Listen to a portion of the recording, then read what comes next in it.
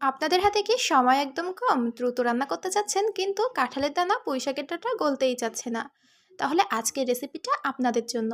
আসসালামু আলাইকুম everyone, welcome to সারাস রান্নাঘর। আজকে আপনাদের কাঁঠালের দানা দিয়ে পুঁইশাকের এই অসাধারণ রেসিপিটা খুব সহজে এবং খুব কম সময়ের ভিতর কিভাবে এই রেসিপিটা তৈরি করবেন সেই পদ্ধতিটা আজ আপনাদের সাথে শেয়ার করব। তো চলুন বেশি কথা না বাড়িয়ে মূল রেসিপিতে যাওয়া যাক। তার আগে যে সকল বন্ধুরা আমার রেসিপিটি দেখছেন তাদের কাছে অনুরোধ, ভিডিওটিতে একটা লাইক দিয়ে ভিডিওটি শেষ পর্যন্ত দেখবেন। তা না হলে কিন্তু আপনারা বুঝতে পারবেন না আমি কিভাবে এই রেসিপিটা খুব সহজে তৈরি করে নিয়েছি। তো এই রেসিপিটা তৈরির জন্য আমি এখানে এক আঁটি পুঁইশাক নিয়ে নিচ্ছি, আর এই পুঁইশাকটা আমি আমার পছন্দ মতো কেটে নিচ্ছি। এই যে দেখেন, পুঁইশাকটা কিন্তু আমার সুন্দর মতো কাটা হয়ে গেছে। এখানে আমি আমার পছন্দ মতো সাইজে পুঁইশাকের ডাঁটাটা কেটে নিয়েছি, আপনারা আপনাদের পছন্দ মতো সাইজে কেটে নেবেন। তো এখন আমি এখানে নিয়ে নিচ্ছি কাঁঠালের দানা। কাঁঠালের দানাটা আমি এখানে আমার পরিমাণ মতো নিয়েছি, একটু বেশি নিয়েছি। আপনারা চাইলে পরিমাণে আরও বেশি নিতে পারেন অথবা কমও নিতে পারেন, সেটা যার যার পছন্দ মতো। তো কাঁঠালের দানাটা আমার অনেক দিন ধরেই সংরক্ষণ করা ছিল। অনেক সময় কাঁঠালের দানা দীর্ঘদিন সংরক্ষণ করার কারণে ঠিকমতো গলতে চায় না। আবার আজকাল কিন্তু পুঁইশাকের ডাঁটাও গলতে অনেক সময় নেয়। তো এই কারণেই আজ আপনাদেরকে আমি কাঁঠালের দানা দিয়ে পুঁইশাকের এই রেসিপিটা প্রেসার কুকারে তৈরি করে দেখাবো। অনেকেই কিন্তু জানে না প্রেসার কুকারে যে এত সহজে কাঁঠালের দানা দিয়ে পুঁইশাকের এই রেসিপিটা তৈরি করে নেওয়া যায়।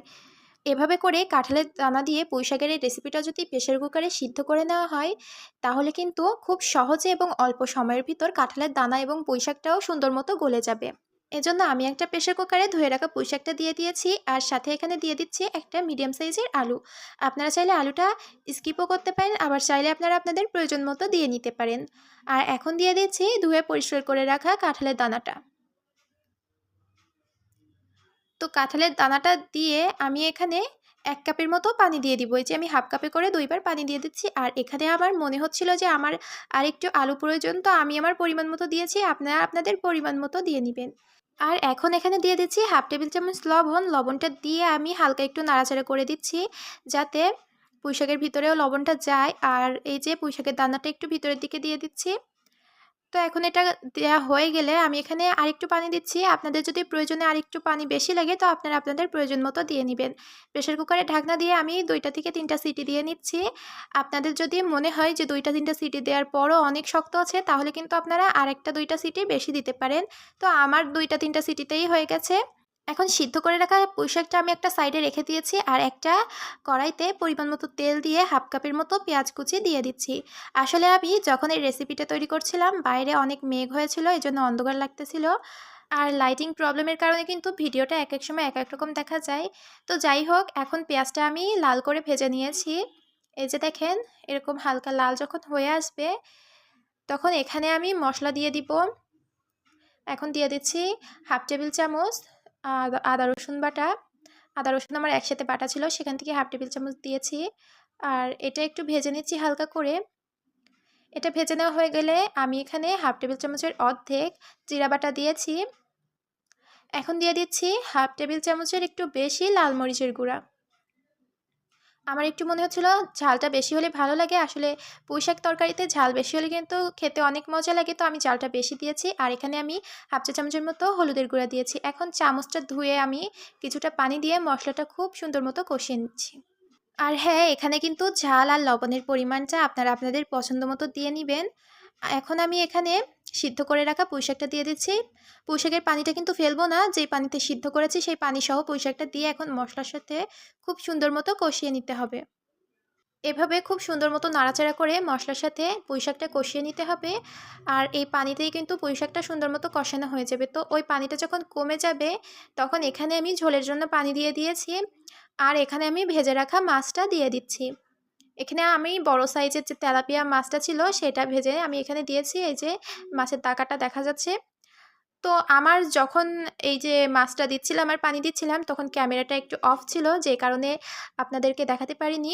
এখন আমি এখানে কিন্তু সামান্য একটু টেস্টি সল্ট ছিটিয়ে দিয়েছি, আর উপর দিয়ে একটু গরম মশলার গুঁড়া ছিটিয়ে দিচ্ছি। কাঁঠালের দানা দিয়ে পুঁইশাকের এই তরকারিতে কিন্তু আমি এখানে তেলাপিয়া মাছ ব্যবহার করেছি। আপনারা আপনাদের পছন্দ মতো যে কোনো মাছ ব্যবহার করতে পারেন। তো যে সকল বন্ধুরা এখনও আমার ভিডিওটিতে একটাও লাইক দেননি তারা প্লিজ ভিডিওটিতে একটা লাইক দিয়ে দিবেন। আর আপনারা কে কোথা থেকে আমার ভিডিওটি দেখছেন সেটা প্লিজ কমেন্ট করে আমাকে বলবেন। তো এই যে দেখেন এই পর্যায়ে কিন্তু আমি ঢাকনা দিয়ে ঢেকে দিচ্ছি। আর কিছু সময় অপেক্ষা করব। কিছু সময় পর ঢাকনাটা তুলে আমি আপনাদের দেখিয়ে দিচ্ছি দেখেন। এই যে পুঁইশাকের যে ঝোলটা সেটা কিন্তু অনেকটা কমে গেছে। তো এ পর্যায়ে আমি চুলাটা বন্ধ করে দিব। কারণ আমার কাছে এই ঝোলটা পারফেক্ট মনে হচ্ছে, তো আমি বন্ধ করে দিয়েছি। আর এখন আমি পুঁইশাকের দানা দিয়ে কাঁঠালের এই রেসিপিটা পরিবেশন করে নিচ্ছি। এই যে দেখেন দেখতে কতটা সুন্দর হয়েছে মাশাআল্লাহ। এই রেসিপিটা কিন্তু খেতেও খুব মজার হয়েছিল। তো যারা আমার ভিডিওটি দেখেছেন আশা করি বুঝতে পেরেছেন প্রেসার কুকারে কিভাবে খুব সহজে এই রেসিপিটা তৈরি করে নেওয়া যায়। আশা করি ভিডিও স্ক্রিন দেখে বুঝতে পারছেন কাঁঠালের দানা আর পুঁইশাকের ডাঁটা খুব সুন্দর মতো কিন্তু গলে গেছে। তো আপনারা যদি আমার রেসিপিটা ট্রাই করেন আপনারাও খুব সহজে এবং অল্প সময়ের ভিতরে এই রেসিপিটা তৈরি করে নিতে পারবেন। আর আপনাদের কাছে যদি আমার রেসিপিটা ভালো লাগে তাহলে অবশ্যই কমেন্ট করে জানাবেন আর আমার ভিডিওটি শেয়ার করে অন্য বন্ধুদের দেখার সুযোগ করে দিবেন। প্রেসার কুকারে কাঁঠালের দানা দিয়ে পুঁইশাকের এই রেসিপিটা যদি আপনারা ইউটিউব থেকে দেখে থাকেন তাহলে আমার ইউটিউব চ্যানেলটি সাবস্ক্রাইব করে দিবেন। আর যদি ফেসবুক পেজ থেকে দেখে থাকেন তাহলে অবশ্যই আমার ফেসবুক পেজটি ফলো করে দিবেন। আমার রেসিপিটা শেষ পর্যন্ত দেখার জন্য আপনাদের অসংখ্য ধন্যবাদ। ইনশাল্লাহ পরবর্তী রেসিপি নিয়ে আবারও আপনাদের সাথে যুক্ত হব।